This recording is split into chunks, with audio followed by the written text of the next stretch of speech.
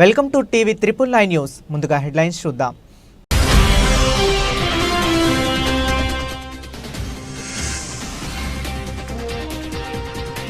మేం రంగంలోకి దిగితే పరిస్థితి తీవ్రంగా ఉంటుంది.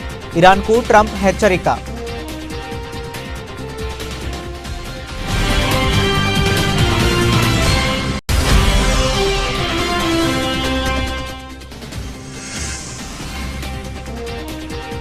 కెనడాలో G7 సదస్సు.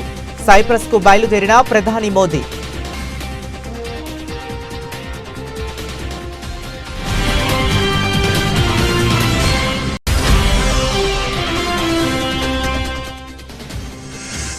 కేరళలోని వయనాడ్ కాంగ్రెస్ ఎంపీ ప్రియాంక గాంధీ వాద్రాకు చేదు అనుభవం. ఆవిష్కరణకు ముందే పగిలిన ఫలకం.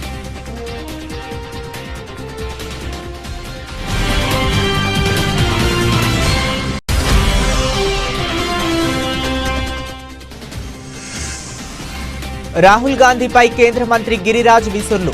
దేశానికి వ్యతిరేకంగా మాట్లాడటమే రాహుల్ పని అంటూ ధ్వజం.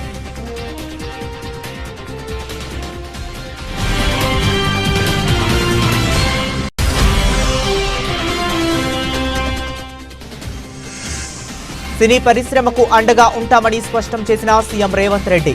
కొన్ని నిర్ణయాలు కఠినంగా ఉన్నా ప్రోత్సాహం ఆగదని వెల్లడి.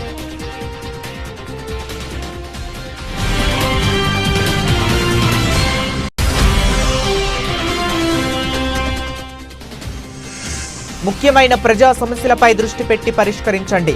IVRS ప్రజాభిప్రాయ సేకరణపై సమీక్షలో సీఎం చంద్రబాబు.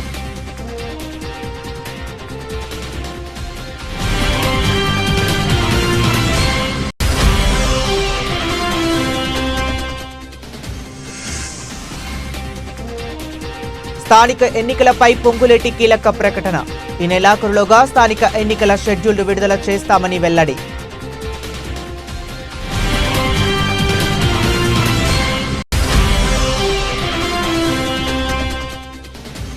అనకాపల్లి వైఎస్ఆర్సీపీ కార్యాలయంలో కూటమి ప్రభుత్వం ఏడాది పాలన వైఫల్యాలపై పుస్తకావిష్కరణ. తమ నేతలపై అక్రమంగా కేసులు పెడుతున్నారని మండిపడ్డ మాజీ మంత్రి గుడివాడ అమర్నాథ్.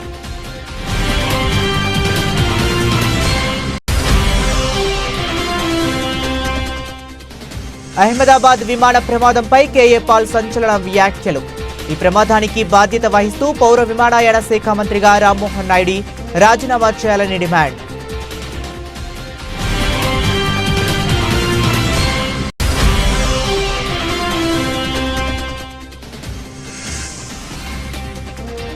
మంచు విష్ణు కన్నప్ప ట్రైలర్ విడుదల. కీలక పాత్రల్లో ప్రభాస్, మోహన్ లాల్, అక్షయ్ కుమార్ వంటి స్టార్లు.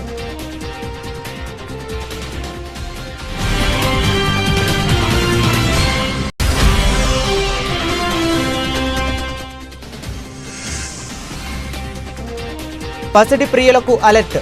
స్థిరంగా బంగారం, వెండి ధరలు.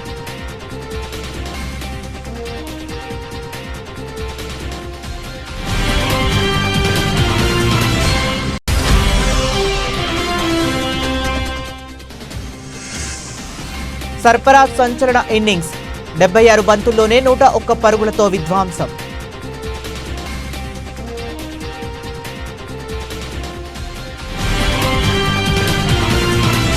ఇక డీటెయిల్స్ లోకి వెళితే ఇరాన్ అణ్వాయుధ కేంద్రాలపై ఇజ్రాయెల్ భారీ ఎత్తున విరుచుకుపడుతున్న సంగతి తెలిసిందే.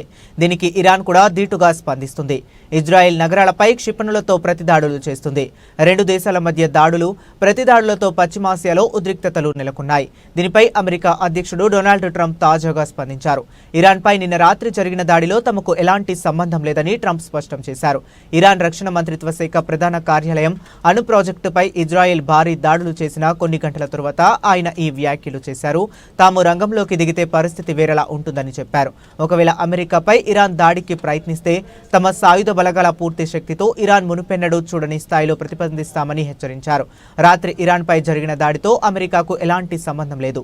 ఇరాన్ మమ్మల్ని ఏ రూపంలోనైనా లక్ష్యంగా చేసుకుంటే అమెరికా సాయుధ దళాల పూర్తి శక్తి ఏంటో చూపిస్తాం అని ట్రంప్ తన ట్రూత్ సోషల్ ఖాతాలో పోస్ట్ చేశారు. ఇరాన్, ఇజ్రాయెల్ మధ్య తాను సులభంగా ఒక ఒప్పందం కుదిర్చి ఈ రక్తపాత ఘర్షణకు ముగింపు పలకాలని కూడా ఆయన పేర్కొన్నారు. ఇరాన్పై దాడుల నేపథ్యంలో ఈ రోజు ఓమన్లో జరగాల్సిన అమెరికా ఇరాన్ అణు చర్చలు రద్దయ్యాయి. ఇరాన్ తన అణు కార్యక్రమం అమెరికాతో ఒప్పందం చేసుకోవాలని, లేకపోతే ఏమీ మిగలదని ట్రంప్ ఇటీవలే హితవు పలికారు. రెండు దేశాల పర్యటన నిమిత్తం భారత ప్రధాని నరేంద్ర మోదీ నేరు బయలుదేరి వెళ్లారు. ఈ పర్యటనలో భాగంగా ఆయన తొలుత సైప్రస్లో పర్యటిస్తారు. అయితే అక్కడ ఆయన అధికారిక కార్యక్రమాలకు సంబంధించి మరిన్ని వివరాలు తెలియాల్సి ఉంది. అక్కడ పర్యటన ముగిసిన అనంతరం కెనడాకు బయలుదేరి వెళ్తారు. కెనడాలో మంగళవారం జరగనున్న G7 గ్రూప్ ఆఫ్ 7 దేశాల కూటమి శిఖరాగ్ర సమావేశంలో మోదీ పాల్గొంటారు. ప్రపంచంలోని 7 ప్రధాన పారిశ్రామిక దేశాలైన Canada, France, Germany, Italy, Japan, United Kingdom, United States సభ్యులుగా ఉన్న ఈ కూటమి సమావేశంలో పలు అంతర్జాతీయ, ఆర్థిక, రాజకీయ అంశాలపై చర్చలు జరగనున్నాయి. ఈ పర్యటనకు సంబంధించిన పూర్తి షెడ్యూల్డ్, చర్చించబోయే అంశాలపై త్వరలో మరింత స్పష్టత వచ్చే అవకాశం ఉంది. కేరళలోని వయనాడ్ కాంగ్రెస్ ఎంపీ ప్రియాంక గాంధీ వాద్రాకు శనివారం చేదు అనుభవం ఎదురైంది. ఆమె పయ్యంపల్లి గణంతరవాడిలో పురపాలక సంఘం భవనానికి శంకుస్థాపన చేయడానికి వచ్చినప్పుడు ఇది జరిగింది. ఈ కార్యక్రమం కోసం ఏర్పాటు చేసిన వేదికపై ఉన్న ఓ నామఫలకం, నేమ్ ప్లేట్ను ఆమె ఆవిష్కరించాల్సి ఉంది. కానీ ఆవిష్కరించడానికి ముందే అది హఠాత్తుగా కింద పడిపోయి పగిలిపోయింది. దీంతో ఆమె అవాక్కయ్యారు. ఈ ఘటన పట్ల ఆమె దిగ్భ్రాంతి వ్యక్తం చేశారు. ఈ వీడియో ప్రస్తుతం సామాజిక మాధ్యమాల్లో చక్కర్లు కొడుతుంది.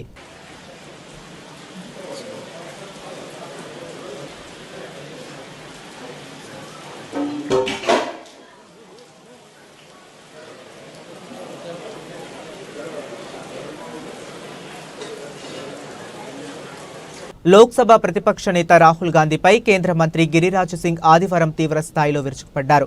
మహాకుంభమేళ తొక్కిసలాటలో మరణాల సంఖ్యను ఉత్తరప్రదేశ్ ప్రభుత్వం తక్కువ చేసి చూపిందంటూ రాహుల్ గాంధీ చేసిన విమర్శలపై గిరిరాజ్ సింగ్ మండిపడ్డారు.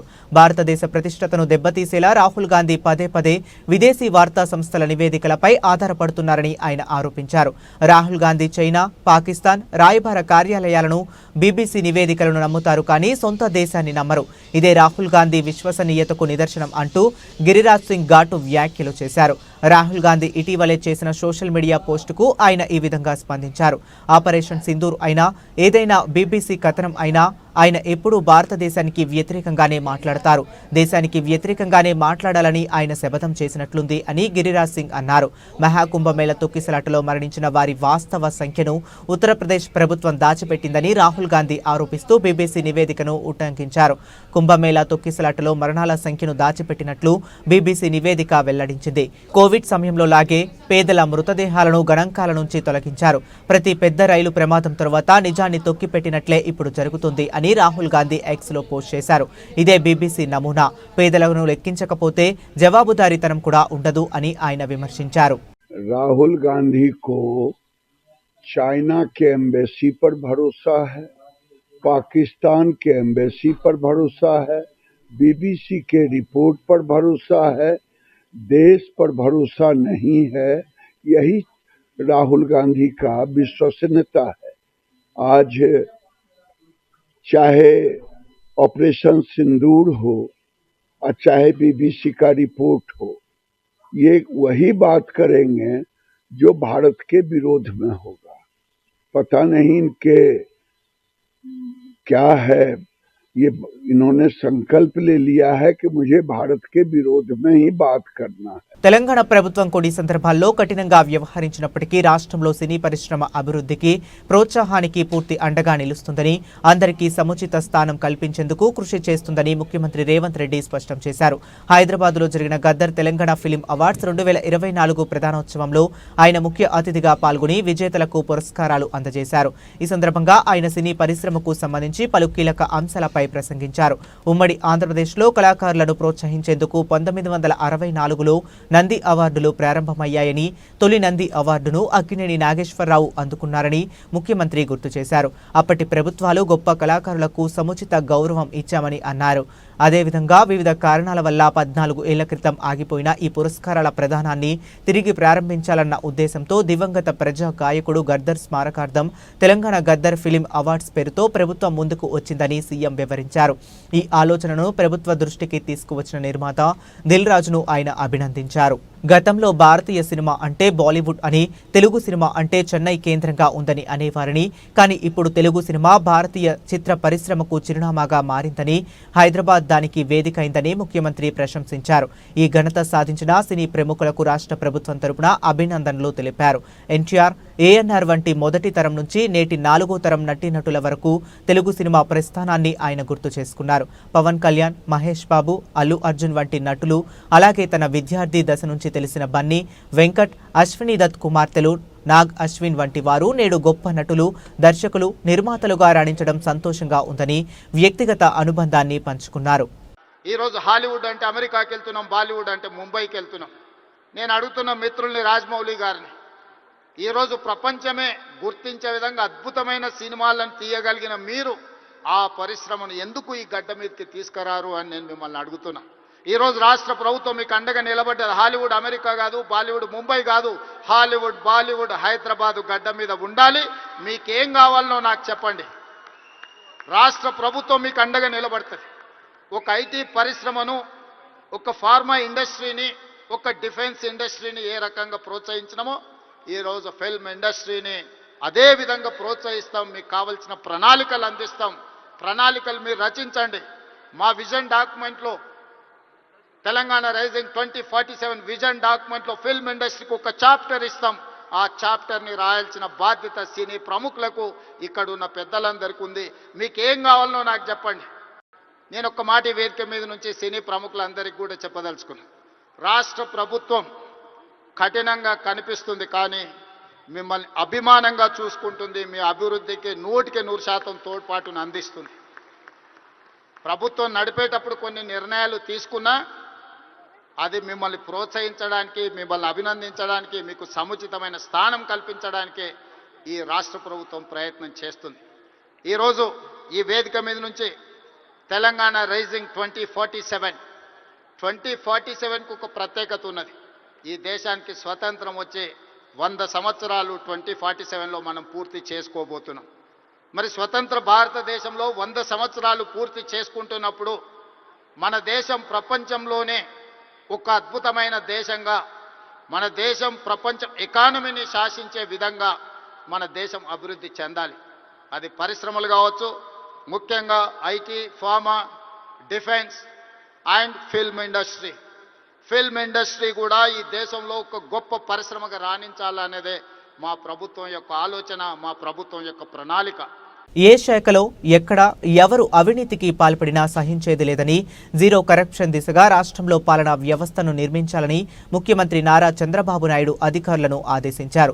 ఎక్కడ అవినీతి జరుగుతుందో అక్కడ ప్రధానంగా దృష్టి పెట్టి విచారణ జరపాలని, అవినీతి రుజువైతే తక్షణం చర్యలు తీసుకోవాలని స్పష్టం చేశారు. ఏడాది పాలనపై ప్రజల నుంచి వివిధ ప్రభుత్వ పథకాలు, కార్యక్రమాలపై వ్యక్తమైన అభిప్రాయాలపై ఉండవల్లిలోని క్యాంపు కార్యాలయంలో ముఖ్యమంత్రి అధికారులతో సమీక్ష నిర్వహించారు. ఈ ఏడాది కాలం కూటమి ప్రభుత్వంపై అత్యధిక స్థాయిలో సంతృప్తి వ్యక్తమైనట్లు ఐవీఆర్ఎస్ సిఎస్డిఎస్ ప్రజాభిప్రాయ సేకరణలో వెల్లడైంది. అధికారులు ముఖ్యమంత్రికి వివరించారు. ప్రజాభిప్రాయ సేకరణపై టెక్నికల్ ఆడిటింగ్ జరపాలని, సమస్యలు ఉన్న చోట సంతృప్తి పెంచేలా చూడాలని ముఖ్యమంత్రి అన్నారు. సంక్షేమం, ఉద్యోగాల కల్పన, రహదారుల వంటి 10 ముఖ్యమైన ప్రజా సమస్యలకు ఎక్కువ ప్రాధాన్యత ఇచ్చి వాటి పరిష్కారానికి కృషి చేయాలని చెప్పారు. వర్క్ ఫ్రం హోం, పెట్టుబడుల రాక, నైపుణ్య శిక్షణతో ఎంతో మందికి ఉద్యోగాలు వచ్చాయో తెలియజేయాలన్నారు. 175 నియోజకవర్గాల్లో జాబ్ మేళాలు నిర్వహించడంతో పాటు ఆగస్టు 15 కల్లా అన్ని సేవలను వాట్సాప్ గవర్నెన్స్ మన మిత్ర కింద అందించాలని స్పష్టం చేశారు. మరోవైపు వికలాంగులు, వృద్ధులకు రేషన్ సరుకులు ఇంటికి తీసుకువెళ్లి అందించడం మరింత మెరుగ్గా జరిగేలా ఆలోచన చేయాలన్నారు. చౌక ధరల దుకాణాలు పెంచడం, నగదు లేకుంటే కూపన్లు ఇవ్వడం వంటి ప్రత్యామ్నాయాలపై లబ్ధిదారుల అభిప్రాయాలు తీసుకోవాలని ముఖ్యమంత్రి నిర్దేశించారు.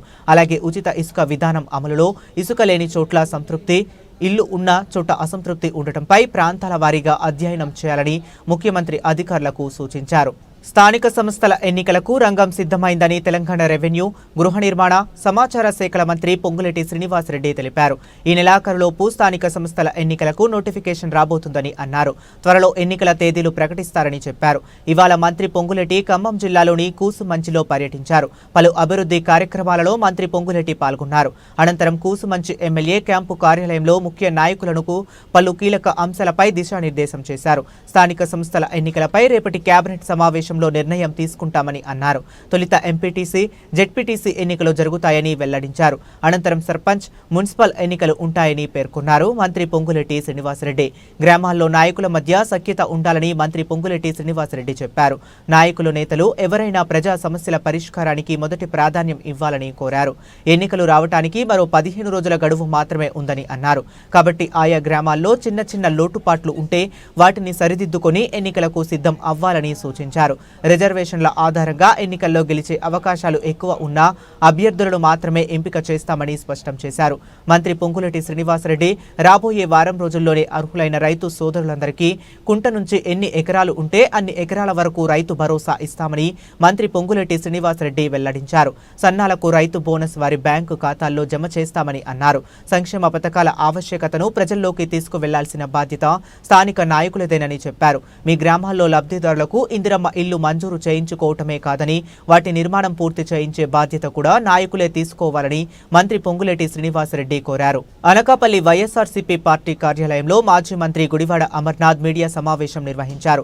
ఇందులో భాగంగా 5 కోట్ల మంది రాష్ట్ర ప్రజలకు వెన్నుపోటు అనే పుస్తకాన్ని అనకాపల్లి వైఎస్ఆర్సీపీ పార్టీ కార్యాలయంలో ఆవిష్కరించారు.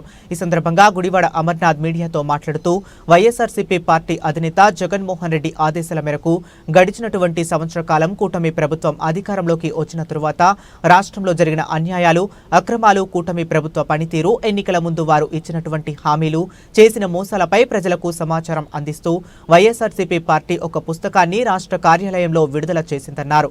ఈ రోజు రాష్ట్రంలో ఉన్న అన్ని జిల్లాల్లోని ఈ పుస్తకాన్ని విడుదల చేస్తున్నామని తెలిపారు.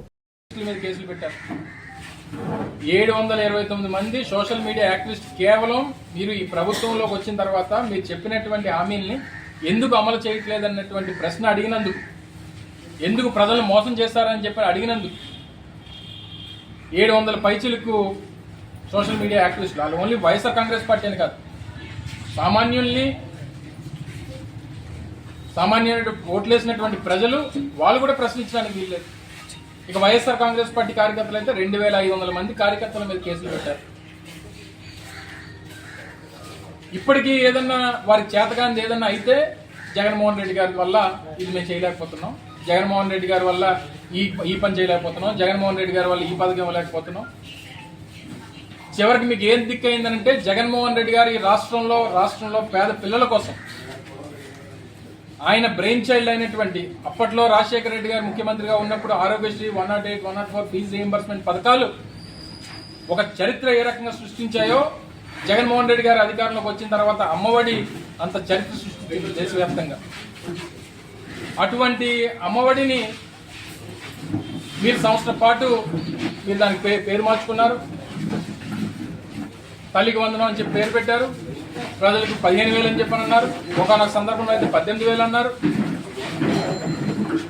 82 లక్షల మంది పిల్లలు ఉన్నారని చెప్పి గణాంకాలు చెప్తా ఉంటే 67 లక్షల మంది అన్నారు, 15,000 కాస్త 13,000 అన్నారు. ఎంతమంది పడతాయో ఎంతమంది పడవో తెలియదు. దానికోసం మా పంచాయతీల్లో ఉన్నటువంటి నిధులన్నింటినీ కూడా మళ్లించేశారు. చివరికి మీకు ఏ పథకం దిక్కైందనంటే జగన్మోహన్ రెడ్డి గారు అమలు చేసినటువంటి అమ్మఒడి పథకాన్ని మీరు కనీసం టచ్ చేయడానికి కూడా భయపడేటువంటి స్థాయికి ఈరోజు వచ్చారు. చివరికి మీకు అదే దిక్కయ్యేటువంటి పరిస్థితి అయింది.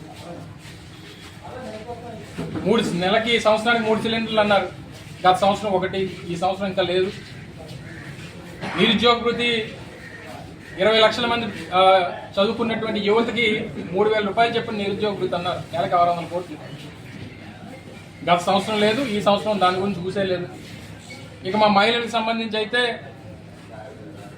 1,500 రూపాయలు నెలకి ఆడబిడ్డ నిధి అని చెప్పి 1,500 అన్నారు. దానికి అడిగితే దేనికో లింక్ చేశాను అంటున్నాడు. నిరుద్యోగ వృత్తి అని అంటే స్కిల్ డెవలప్మెంట్కి లింక్ చేశాను అంటున్నాడు. మిగిలిన స్కీములు ఏంటంటే అన్ని స్కీములు ఇచ్చేసామని అంటున్నాడు. ఫ్రీ బస్ అంటే మళ్ళీ కొత్త హామీ, మళ్ళీ ఆగస్టు 15 అంటున్నాడు. అంటే ఈ స్కీములు మీరు అధికారంలోకి వచ్చిన తర్వాత కూడా మళ్ళీ ఇంకా హామీలు వేస్తారా, లేకపోతే అధికారంలోకి వచ్చిన తర్వాత హామీలు అమలు చేస్తారా? అహ్మదాబాద్లో జరిగిన ఎయిర్ ఇండియా విమాన ప్రమాదంపై ప్రజాశాంతి పార్టీ అధ్యక్షుడు కేఏ పాల్ సంచలన వ్యాఖ్యలు చేశారు.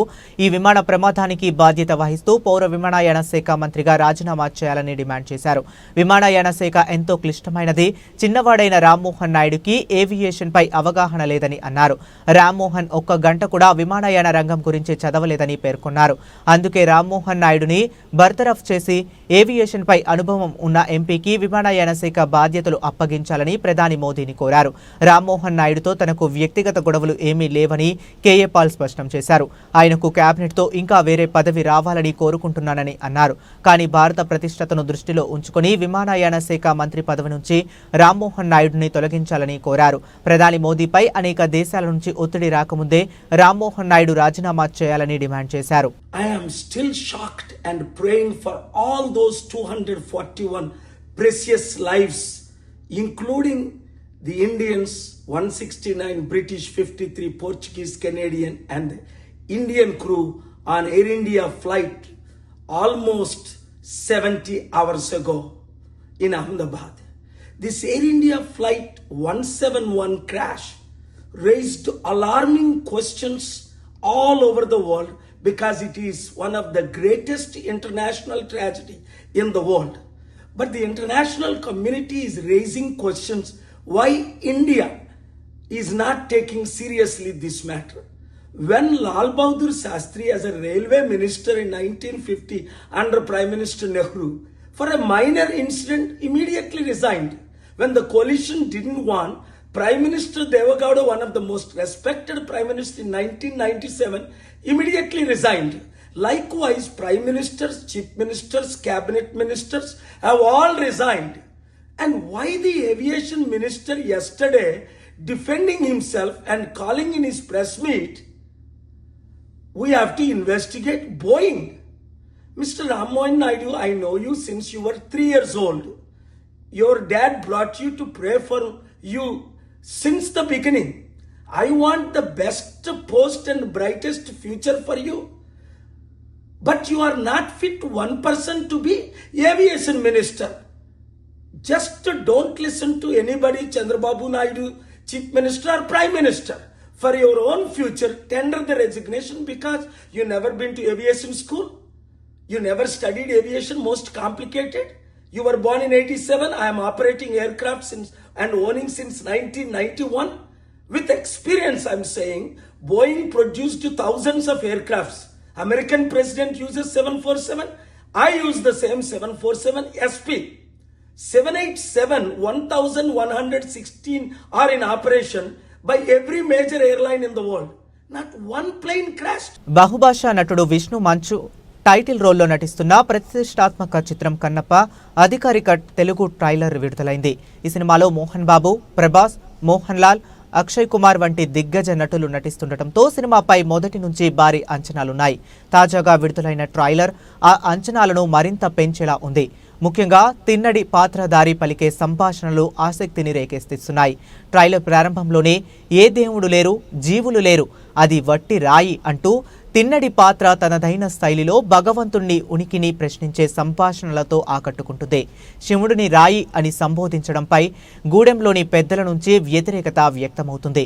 శివుడిని రాయి అంటావా, రాయిని రాయనక ఏమంటారు వంటి సంభాషణలు కథలోని సంఘర్షణను స్పష్టం చేస్తున్నాయి. ఆ తరువాత కాలంలో ఈ వాయులింగ రహస్యం కాపాడటానికి నా ప్రాణాలు సైతం అర్పిస్తాను.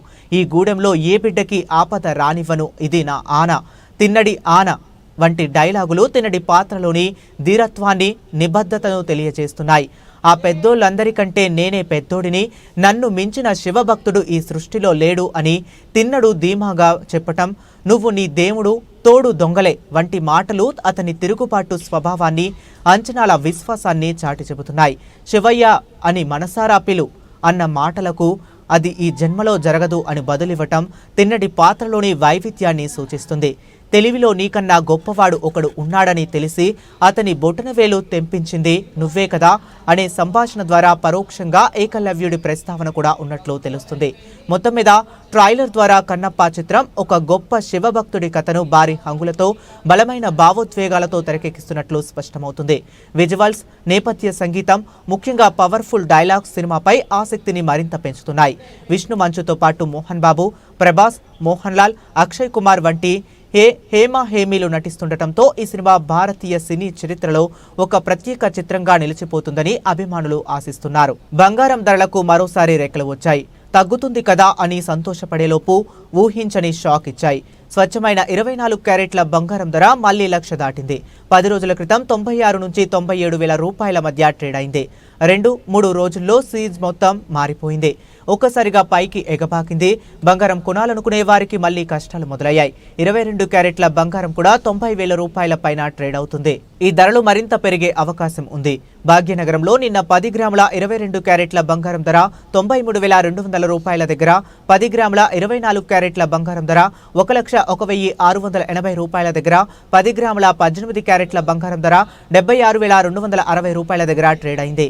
ఇక ఈ రోజు బంగారం ధరలు పెరగలేదు, తగ్గలేదు. 10 గ్రాముల 24 క్యారెట్ల బంగారం ధర 1,01,680 రూపాయల దగ్గర, 10 గ్రాముల 22 క్యారెట్ల బంగారం ధర 93,200 రూపాయల దగ్గర, 10 గ్రాముల 18 క్యారెట్ల బంగారం ధర 76,260 రూపాయల దగ్గర ట్రేడ్ అవుతుంది. నెల రోజుల క్రితం వరకు బంగారం ధరలతో సంబంధం లేకుండా వెండి ధరలు ప్రతిరోజు ఎంతో కొంత తగ్గుతూ వచ్చాయి. కానీ గత 10 రోజుల నుండి వెండి ధరలు కూడా అనుకోని షాక్ ఇస్తున్నాయి, పెరుగుతూ పోతున్నాయి. నిన్న హైదరాబాద్ నగరంలో 100 గ్రాముల వెండి ధర 12,000 దగ్గర ట్రేడ్ అయింది. కేజీ వెండి ధర 1,20,000 దగ్గర ట్రేడ్ అయింది. ఈ రోజు వెండి ధరలు పెరగలేదు, తగ్గలేదు. 100 గ్రాముల వెండి ధర నేడు 12,000 దగ్గర ట్రేడ్ అవుతుంది. కేజీ వెండి ధర 1,20,000 దగ్గర ట్రేడ్ అవుతుంది. Team India young batter Sarfaraz Khan చెలరేగిపోయాడు. ఇండియా మధ్య జరుగుతున్న ఇంట్రా స్క్వాడ్ మ్యాచ్లో సంచలన ఇన్నింగ్స్ ఆడాడు సర్ఫరాజ్. 76 బంతుల్లోనే 101 పరుగులతో విధ్వంసం సృష్టించాడు. ఇందులో 15 బౌండరీలు, 2 భారీ సిక్స్లు ఉన్నాయి. 4లు, 6ల ద్వారానే 72 పరుగులు చేశాడు సర్ఫరాజ్. సెంచరీ తర్వాత కూడా అతడు అవుట్ కాలేదు. ఇతర బ్యాటర్లకు అవకాశం ఇవ్వాలనే ఆలోచనతో రిటైర్డ్ అవుట్గా వెనుతిరిగాడు. ఈ నాక్తో విమర్శకులతో పాటు సెలెక్టర్లకు సర్ఫరాజ్ ఇచ్చిపడేశాడని నెటిజన్స్ అంటున్నారు. ఇటీవలే ఇంగ్లాండ్ లయన్స్తో జరిగిన టెస్టులో 92 పరుగుల ధనాధన్ ఇన్నింగ్స్ ఆడాడు సర్ఫరాజ్. ఇప్పుడు టీమిండియాతో ఇంట్రా స్క్వాడ్ మ్యాచ్లో సెంచరీతో చెలరేగాడు. దీంతో విమర్శకుల నోళ్లు మోయించాడని సోషల్ మీడియాలో నెటిజన్స్ కామెంట్స్ చేస్తున్నారు. 10 కిలోల బరువు తగ్గడమే కాక బ్యాట్తోనూ విధ్వంసం సృష్టించాడు. ఇలాంటోడిని ఇంగ్లాండ్ సిరీస్కు ఎంపిక చేయకుండా తప్పు చేశారని అంటున్నారు. దీనిపై సెలెక్టర్లు పునరాలోచించుకోవాలని చెబుతున్నారు. ఇప్పటికైనా మించిపోయేదేమీ లేదు, సర్ఫరాజ్ను భారత జట్టులోకి తీసుకోవాలని నెటిజన్స్ సూచిస్తున్నారు. కాగా ఇంగ్లాండ్తో 5 టెస్టుల సిరీస్ నేపథ్యంలో టీమిండియా ప్లేయర్స్కు ప్రాక్టీస్ ఉండాలనే ఉద్దేశంతో ఇంట్రా స్క్వాడ్ మ్యాచ్ నిర్వహించారు. ఈ పోరుకు చీఫ్ సెలెక్టర్ అజిత్ అగార్కర్తో పాటు national cricket academy VVS Laxman కూడా హాజరయ్యారు. అగార్కర్ ముందే బౌండరీలు, 6లతో చెలరేగిపోయాడు సర్ఫరాజ్. దీంతో అతన్ని భారత జట్టులోకి తీసుకుంటారనే ఊహాగానాలు వినిపిస్తున్నాయి. కాగా ఇంట్రా స్క్వాడ్ మ్యాచ్కు మీడియా అభిమానులు అనుమతించలేదు. బులెటిన్ ముగించే ముందు మరొకసారి హెడ్లైన్స్ చూద్దాం.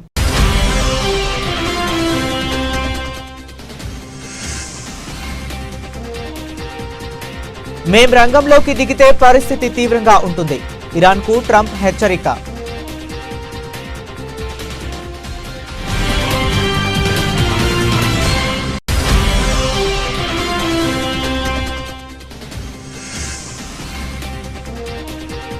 కెనడాలో G7 సదస్సు, సైప్రస్కు బయలుదేరిన ప్రధాని మోదీ.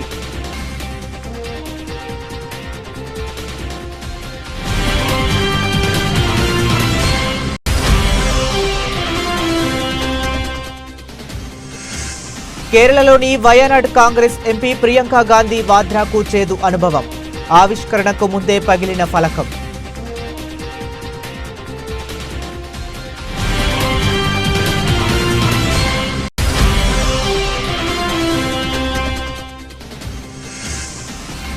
రాహుల్ గాంధీపై కేంద్ర మంత్రి గిరిరాజ్ విసుర్లు. దేశానికి వ్యతిరేకంగా మాట్లాడటమే రాహుల్ పని అంటూ ధ్వజం.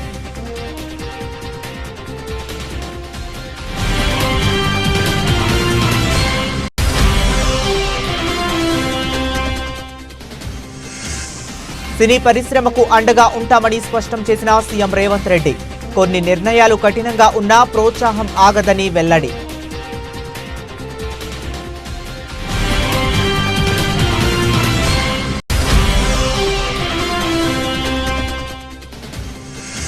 ముఖ్యమైన ప్రజా సమస్యలపై దృష్టి పెట్టి పరిష్కరించండి. ఐవీఆర్ఎస్ ప్రజాభిప్రాయ సేకరణపై సమీక్షలో సీఎం చంద్రబాబు.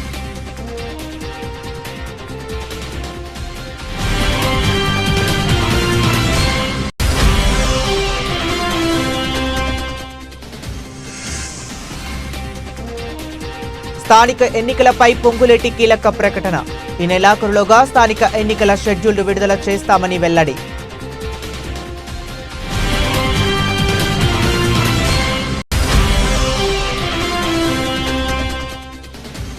అనకాపల్లి వైఎస్ఆర్సీపీ కార్యాలయంలో కూటమి ప్రభుత్వం ఏడాది పాలన వైఫల్యాలపై పుస్తకావిష్కరణ. తమ నేతలపై అక్రమంగా కేసులు పెడుతున్నారని మండిపడ్డ మాజీ మంత్రి గుడివాడ అమర్నాథ్.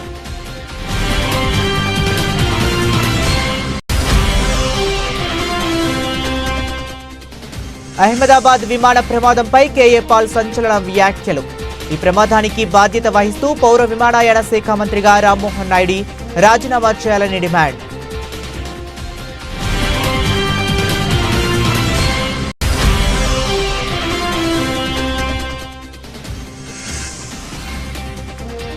మంచు విష్ణు కన్నప్ప ట్రైలర్ విడుదల. కీలక పాత్రల్లో ప్రభాస్, మోహన్ లాల్, అక్షయ్ కుమార్ వంటి స్టార్లు.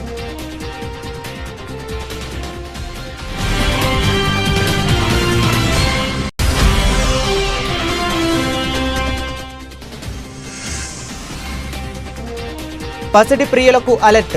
స్థిరంగా బంగారం, వెండి ధరలు.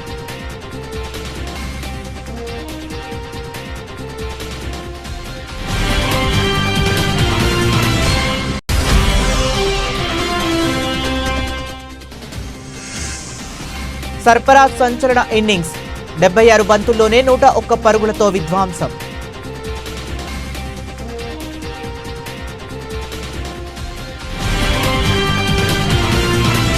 ఇవి ఇప్పటి వరకు ఉన్న అప్డేట్స్. మరిన్ని అప్డేట్స్ కోసం కీప్ వాచింగ్.